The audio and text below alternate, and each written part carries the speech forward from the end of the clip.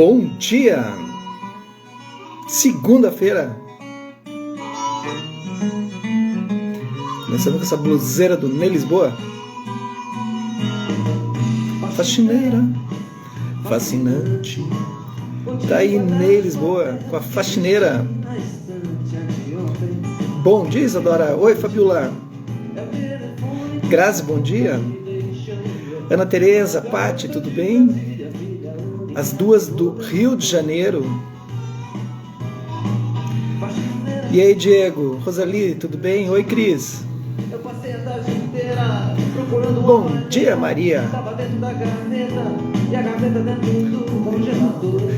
Ney Lisboa é maravilhoso, né? Em todos os aspectos.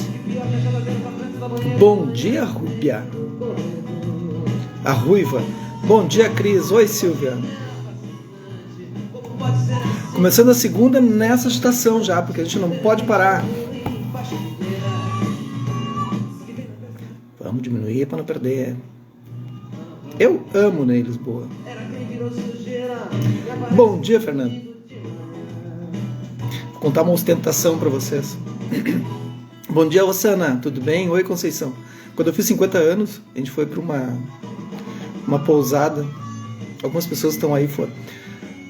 E aí a gente fechou 2 pousadas, na verdade, por 3 dias. E aí tocou o Ney Lisboa para nós. Só para nós. Contratei ele. Mais o Tonho Croco, mais o Diego que tá ali. Ó, Diego, lembra? Bah, que festa que foi aquilo, gente. Foram 3 dias. O negócio não foi brincadeira. Lembra, Diego? Bah, como é que a gente vai esquecer aquilo, né? Foi algo surreal. Nunca mais vou esquecer na vida. Poder levar o Ney Lisboa pra tocar pra ti. E aí foi. Bah, foi uma festa impressionante. Coisa mais linda. É isso aí. Então, bom dia a todas vocês. Estamos lendo O Mundo Poderia. Que noite, né? Ah, o Diego tocou muito lá, ficou famoso com a galera. É que o Diego é lá de Canela, né? A gente foi pra Serra, em Canela. Foi sensacional. O mundo poderia ser diferente. Imaginação e o caminho do Bodhisattva. Norman Fischer, um monge zen, da linha Soto Zen. Então, bom dia a todos vocês. Bom dia, começando a segunda. Quanta coisa dá para fazer essa semana, já pensaram? Tem um mundo novo acontecendo. É um troço louco. Todas as possibilidades. Então a gente estava falando sobre os 16 preceitos, né? Então a gente falou dos 3 primeiros, que é tomar refúgio no Buddha, Dharma e Sangha. Buddha. Os primeiros 3 preceitos, os 3 refúgios, não são preceitos a rigor. Eles não descrevem compromissos para fazer ou não fazer alguma coisa.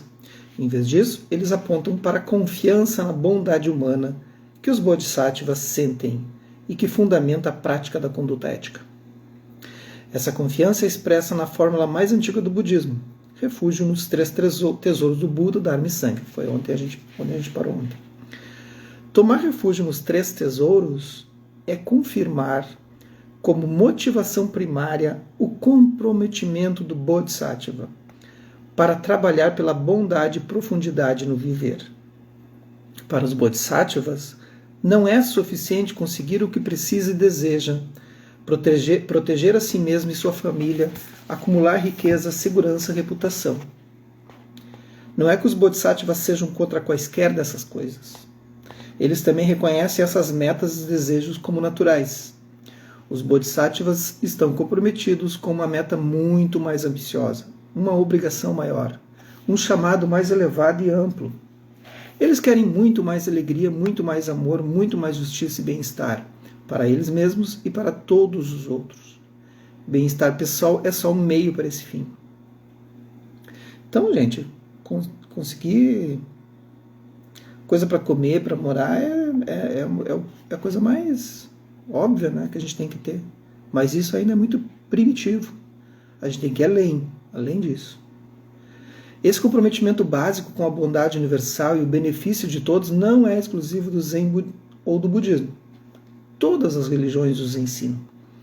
Os seres humanos têm consciência conceitual, formada pela linguagem, pensamento e imaginação. É por isso que somos os animais preocupados com a beleza, significado e propósito. Ter esse tipo de consciência é tanto uma vantagem quanto uma desvantagem. Por um lado, significa que não podemos estar satisfeitos com um mero bem-estar físico. Temos de lutar por mais, o que poderia nos tornar perpetuamente insatisfeitos e agitados, até mesmo destrutivos e doidos. Somos capazes de causar e, de fato, já causamos bastante dano. O ser humano é uma coisa no planeta.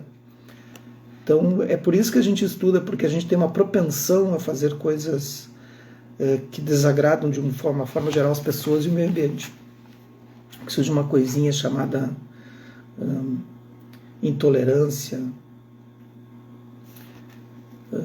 uma ambição desenfreada que causa tudo isso. Por outro lado, essa necessidade de lutar por mais pode produzir uma tremenda alegria quando uma saída adequada é encontrada. É a origem da criatividade, bondade e idealismo. Nos leva à realização da superação e também a um senso de responsabilidade pelo outro, ao cuidado, ao amor. Todas as religiões ensinam o amor. Essa é a razão fundamental para a sua existência, apesar de toda evidência ao contrário. Por isso que tomar refúgio no Buda, Dharma e Sangha são os 3 primeiros preceitos. Estritamente falando, eles comprometem o praticante Bodhisattva com o Buda como professor, com o Dharma, o ensinamento, como caminho. Aqui tem um erro.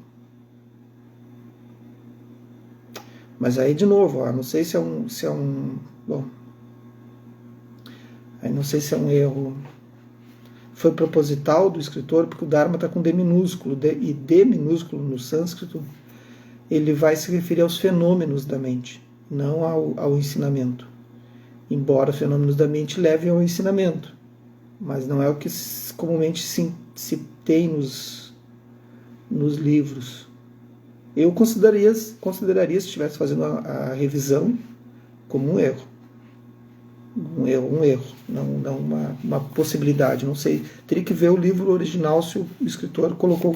Isso não é só bobagem, gente. Está se pegando a coisa pequena, não é.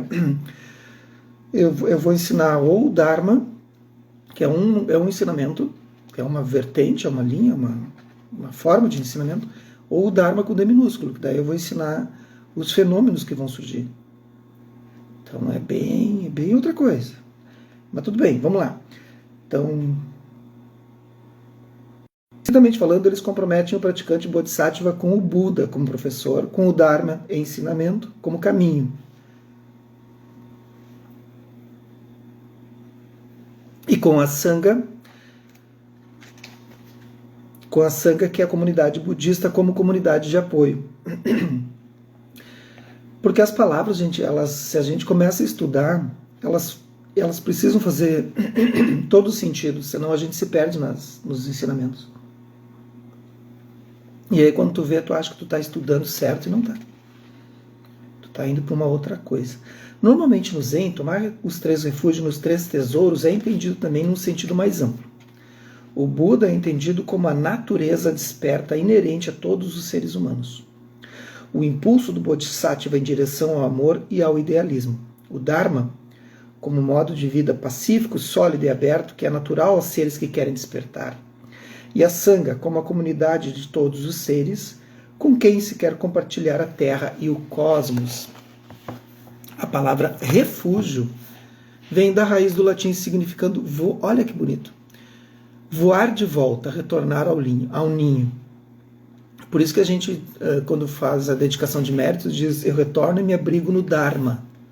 No Dharma com D maiúsculo. Eu retorno e me abrigo no Buda, eu retorno e me abrigo no Sangha. Né? Então, refúgio é voar de volta, retornar ao ninho. Quantas vezes a gente foge do nosso ninho, da nossa forma real da nossa natureza? Né? Quando a gente se afasta demais daquilo que a gente é. E sabe aquele momento, já deve ter tido esse momento para todos vocês que estão aí agora ouvindo. Aquele momento que tu te sente assim, não teve nada externo, não teve nada que aconteceu na tua vida, tu não ganhou, né, na Mega Sena, não ganhou um aumento de salário, não comeu nada especial, não fez nada especial, não se apaixonou, não fez coisa nenhuma. E de repente tu sente uma plenitude, como se todos os elementos do teu corpo estivessem totalmente organizados, né, em equilíbrio, como se tudo fizesse algum sentido, assim. Tu apenas está sentado contemplando qualquer coisa e do nada tu sente uma felicidade genuína, assim, uma alegria genuína, algo que é tua, que é natural, assim, que é pleno, tu te sente pleno, apenas... Aí tu sente uma sensação boa, tem vontade de ligar para as pessoas, de mandar uma mensagem, ou apenas de curtir aquilo, né? É o momento que a gente retorna para esse lugar, assim, né? A gente voa de volta, né? Retornando ao nosso ninho. E esse estado de plenitude, né, é a nossa natureza búdica, né? É a nossa natureza Krishna, a natureza que a gente volta e se encontra com aquilo, assim. E é muito bom, né? A gente tem esses momentos, eles são raros, né? São raros, acontecem eventualmente. Por que eles acontecem eventualmente? Porque a gente está o tempo todo olhando para as coisas e não vendo como elas são. A gente ouve um som, a gente vê alguma coisa, a gente vê e a gente vai criando fixações. A fixação é acreditar naquilo que tu sentiu e não naquilo que tu percebeu. É criar uma nova manifestação da percepção, uma distorção da percepção através de algo. Tu ouve um som, tu vê alguma coisa, tu sente um cheiro, tu sente algo no tato ou até mesmo na mente.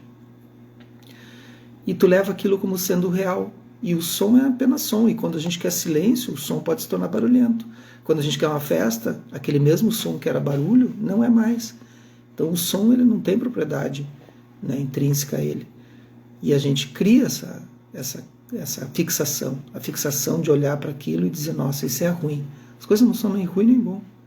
Quando a gente consegue se afastar disso, né, a gente começa a entender as três coisas que nos levam à fixação. A gente começa a entender a impermanência. A gente entende a origem dessa fixação, que é uma das nobres verdades. E a gente entende que as coisas são todas produzidas por causas e efeitos. E isso é o Dharma. Isso é o Dharma. O Dharma é entender, o Dharma com D maiúsculo. Isso é o Dharma. É entender essas manifestações como sendo apenas distorções da mente. O Dharma com D minúsculo, que eu estava falando antes, é entender que isso que eu percebo, esses fenômenos que surgem na minha mente, que surgem nas coisas que eu observo através dos sentidos, são fenômenos transitórios, são fenômenos que eu não me fixo. E tu pode observar isso o tempo todo, no teu corpo, nas coisas. Então, quando eu retorno e me abrigo em mim mesmo, eu retorno para casa, uma casa que sempre existiu, ela sempre esteve ali construída. Nós é que nos afastamos. E cada vez mais eu me afasto, e eu me afasto criando ilusões, assim, acreditando nessas ilusões. E quando eu acredito numa ilusão, eu crio uma delusão, que é acreditar nessa ilusão transitória, impermanente. E isso vai fazendo com que a gente sofra, né?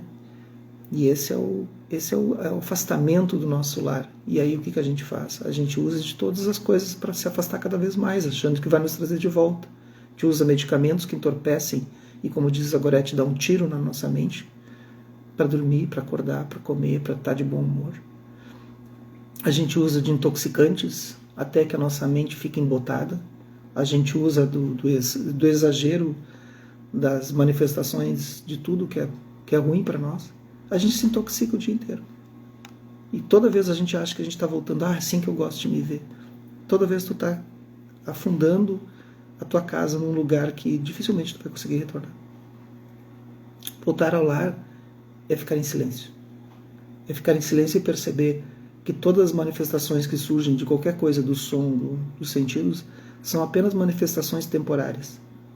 E se tu conseguir olhar isso e perceber que um som é apenas som, que um cheiro é apenas cheiro, que uma visão é apenas visão, naquele momento desses dharmas, fenômenos, tu encontra o dharma maior, que é o dharma, o ensinamento. E é isso que a gente tem que perseguir sempre. Voltar ao lar, a melhor e mais verdadeira natureza, um lugar de total segurança. O mundo é cheio de luta e paranoia. Governos não ajudam. A comunidade está fragmentada. Amigos próximos traem. Membros da família se irritam e param de falar com você. Ou pior, ficam doentes e morrem, deixando você desolado. No mundo assim, ter um sentimento ou refúgio em alguma coisa totalmente confiável é profundamente reconfortante. Fundamentar a vida na bondade humana, básica e numa aspiração elevada, é a fonte de confiança e paz. A prática ética judaico-cristã também começa com um comprometimento idealista em larga escala, que reforça os parâmetros mais mundanos para a conduta ética. Eis o primeiro dos 10 mandamentos: eu sou o Senhor teu Deus, e tu não terás outros deuses além de mim. Como acontece com tomar refúgio nos 3 tesouros, este não é um preceito ético. É uma declaração de fé, embora possa soar com uma certa ordem. Na prática ética judaica cristã, diferente da prática ética budista, a conduta ética é ordenada por Deus, a origem definitiva da vida e seu significado. Portanto, a bondade não é uma opção, mas um imperativo absoluto. O budismo é mais livre, né, gente? Dá para ver essa comparação assim.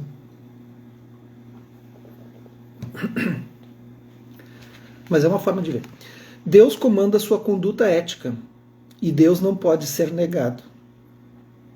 Essa é a razão por que cristãos e judeus frequentemente defendem princípios éticos inabaláveis. Por exemplo, aborto e adultério são sempre pecados.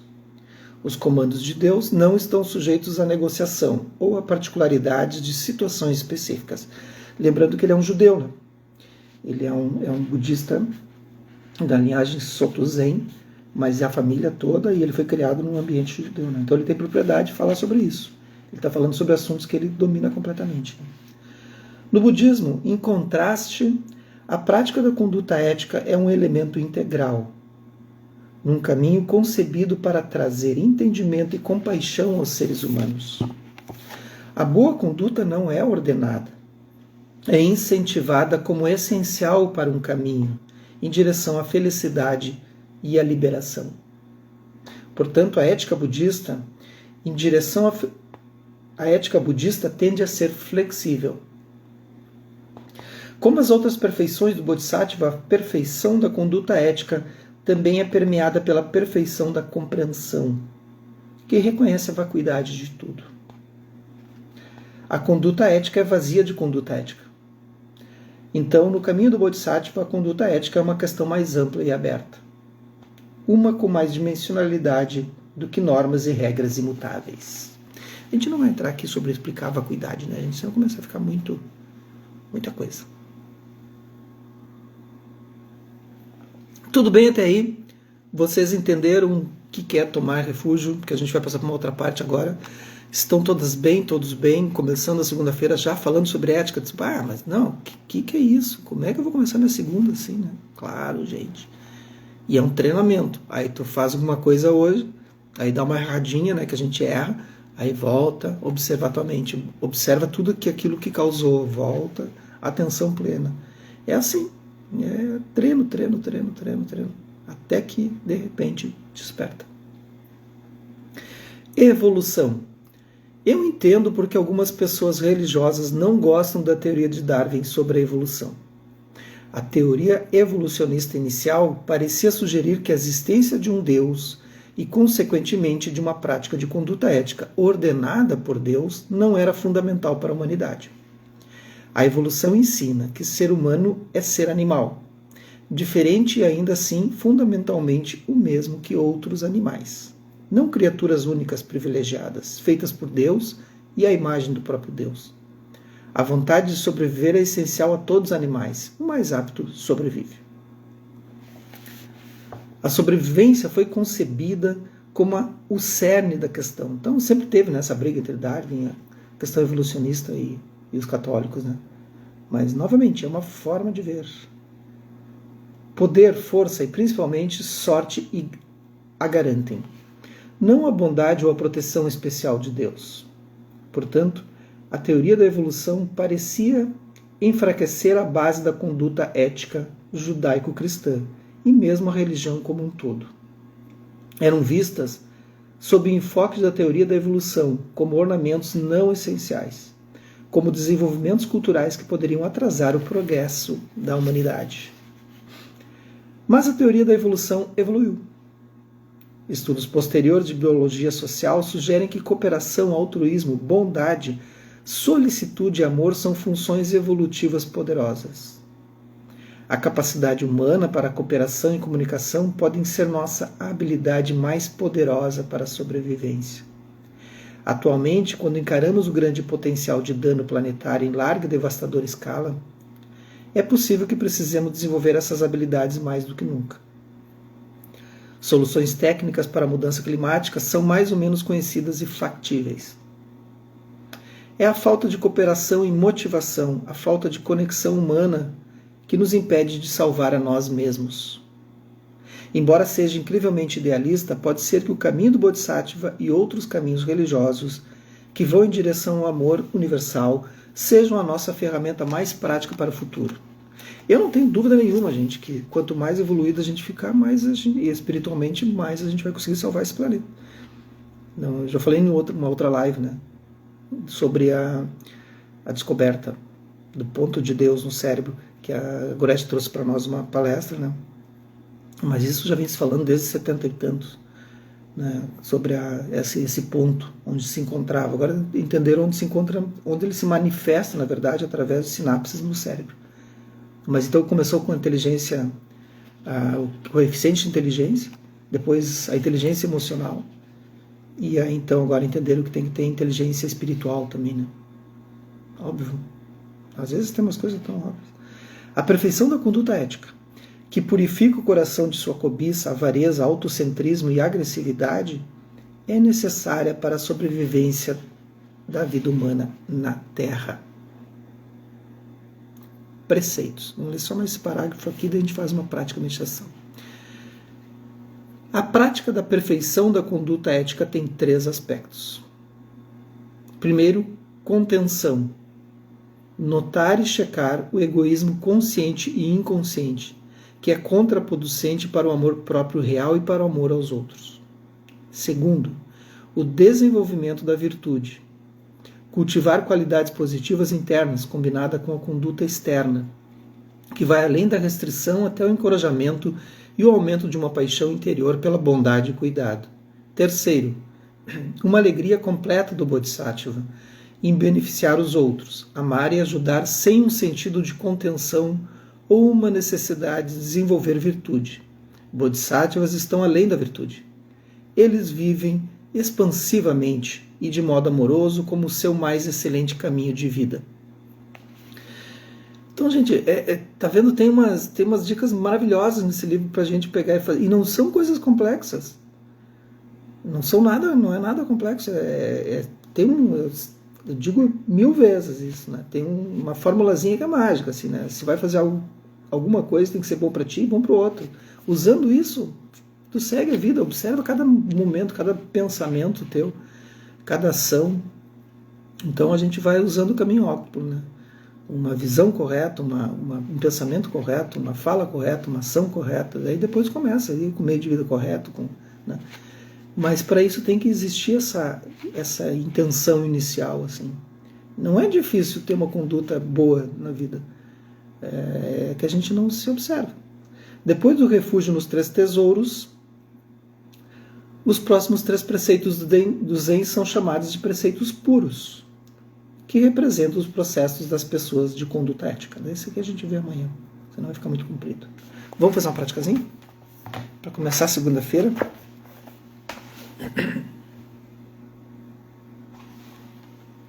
Começar a segunda. E a gente não pode subestimar essas práticas curtas, porque às vezes elas são o suficiente para tu aprender a gerar um gatilho.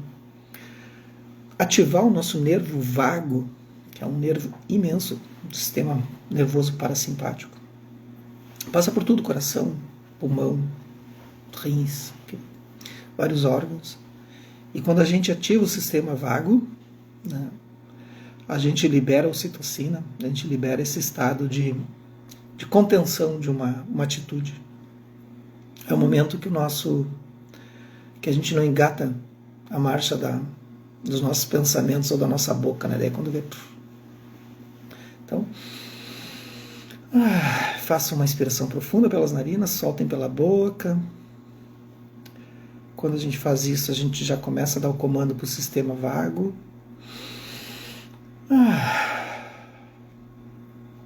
Mesmo que a gente não entenda um pouco do nosso sistema do corpo ou da neurociência, como ela age, mas ela age. Então apenas acreditem, apenas soltem o ar. Se coloque numa postura ereta e vigilante, nem tão relaxada, mas nem tão dura também. Quem está deitado ainda, continua deitado. Para os demais, parem a sua atividade. Observe como é que você está para essa segunda-feira, para esse início de semana. Não as suas funções, o que você precisa fazer hoje. Mas observe a si.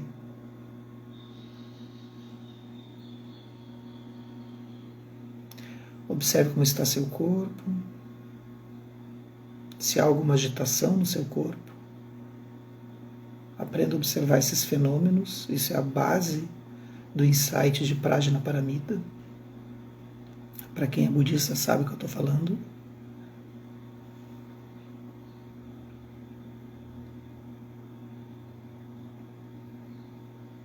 Apenas observe qualquer coisa que surja no seu corpo. Relaxe. Observe como está a sua respiração agora. Ela vai se tornando mais sutil, cada vez mais sutil.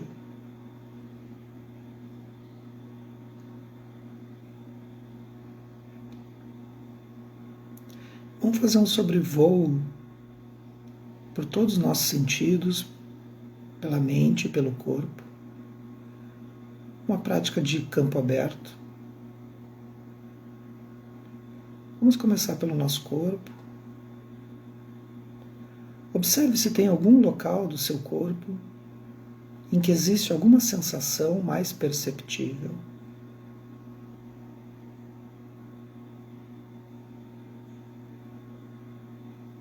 Observe se essa tensão lhe traz algum pensamento ou alguma sensação. Observe que sensação é essa. Seja agradável ou desagradável. E quando ela é desagradável, observe se você tem essa sensação, tem essa percepção. Isso causa pensamentos de repulsa ou de alguma memória relacionada a essa tensão. Ou da mesma forma o contrário. Se está agradável, independente da percepção que surgir, não se agarre a ela.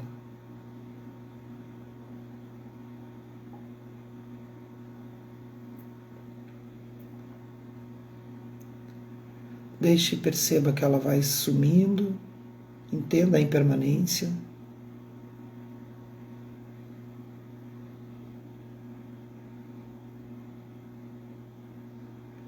Perceba a impermanência nesse momento, que as coisas surgem, se realizam, se dissolvem o tempo todo.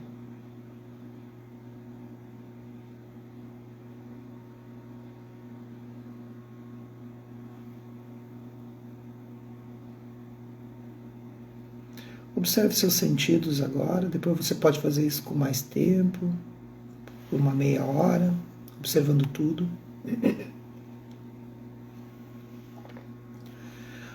Observe se algum som que surge lhe causa alguma estranheza, se é bom, se é ruim, se você está classificando.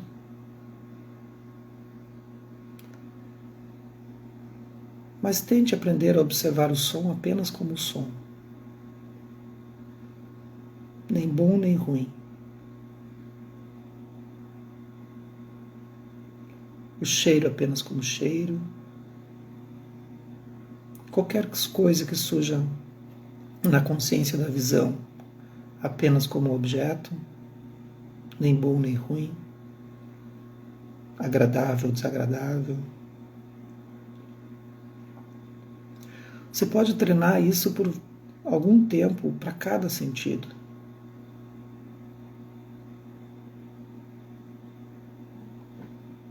A sensação no tato, na pele, no corpo todo. O gosto na boca.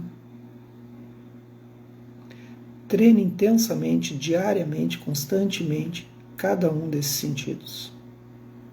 E você verá que nenhum deles, na verdade, possui essas características. Todas elas são condicionadas. Aí, com o tempo, aprenderá que esses condicionamentos são criações, são ilusões da mente.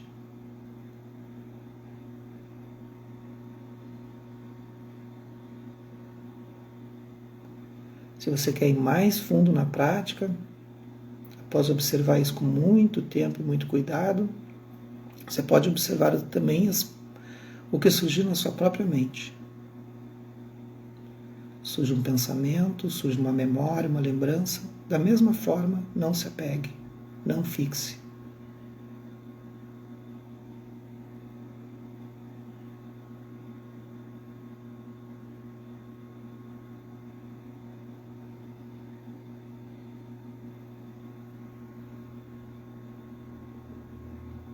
Simplesmente agora então, repouse. É uma prática que deve ser feita por mais tempo, 30 minutos, 40.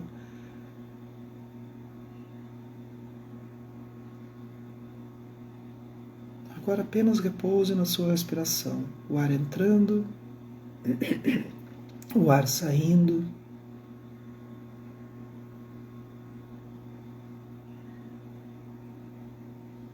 Sinta seu corpo relaxando.